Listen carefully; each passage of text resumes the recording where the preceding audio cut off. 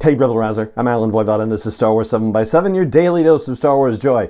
And thank you so much for joining me for it. So there was a 30-plus minute Q&A session with Bob Iger at this Morgan Stanley Media Technology Conference situation. And it built off of things that he said at the February investor call when they reported their quarterly earnings. So no surprise, the ultimate lens that Bob Iger uses to look at everything, and for our purposes for Star Wars storytelling, is delivering long-term value to Disney shareholders. That's the number one thing that he cares about, and so everything is going to flow through that lens. So how does that affect Star Wars storytelling? Well, it's all a monetary situation. One of the things that he repeated was the idea that in the previous short-lived run under Bob Chapek, that the decisions for content creation had been removed from the financial decision-making process. And so one of Iger's goals coming back in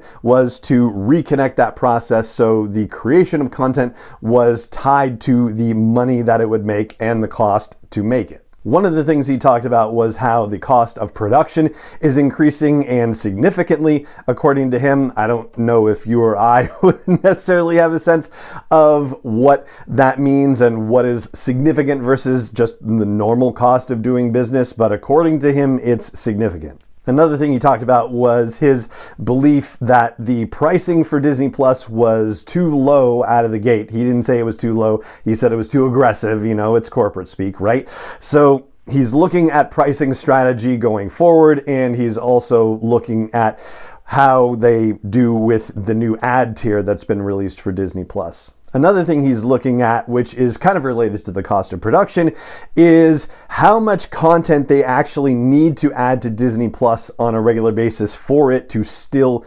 be viable and still be attracting subscribers. He talked about how they spend their money and what they spend it on, and they want it to be differentiated, and good news, Star Wars is something that they consider to be differentiated, but he says that quality for them is also a differentiator and not necessarily volume, and he cited HBO in what he called its halcyon days. And so they're strongly considering the idea of reducing the amount of content that they create. But there is that thing about differentiated versus undifferentiated, the idea that Star Wars is a very particular thing. It's a strong intellectual property that they can build off of. And there's one other thing he mentioned as well, which has to do with how they're releasing content.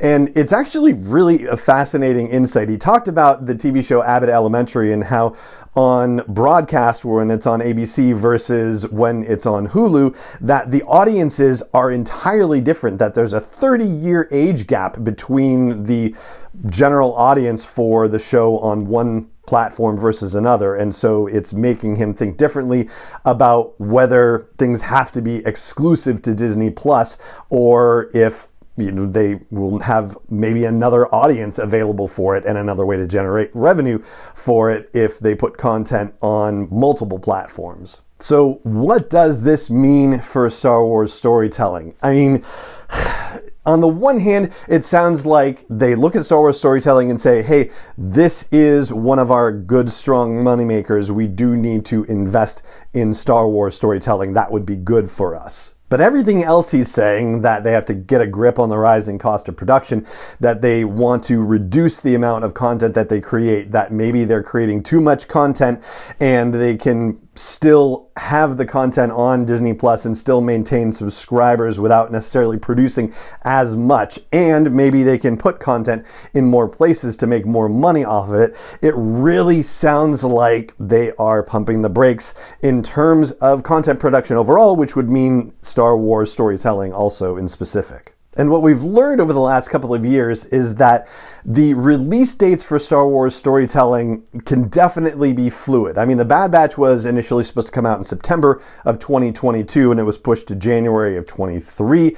Andor was supposed to debut in August, and it was pushed until September. Based on what Iger is saying, it really sounds like the cadence of Star Wars live-action storytelling releases is going to be slowing down. But if you think about what's in the pipeline right now for Star Wars storytelling, it doesn't feel like the cadence is necessarily going to slow down all that much. I mean, we've got the Ahsoka series, Skeleton Crew, The Acolyte, and Andor Season 2, and of course Mandalorian Season 4 has already been written. I would say it's probably likely we're not going to see Mando Season 4 until 2025 at this point. And Bob Iger did say that he just watched a clip from The Acolyte, which he said is going to release in 2024. So at this point, it feels like the way things are going to shake out, we're going to get Ahsoka later this year. We're going to get Skeleton Crew. In theory, we're going to get it in 2023, but it might be one of those like debuts in the last Wednesday of December kind of situations.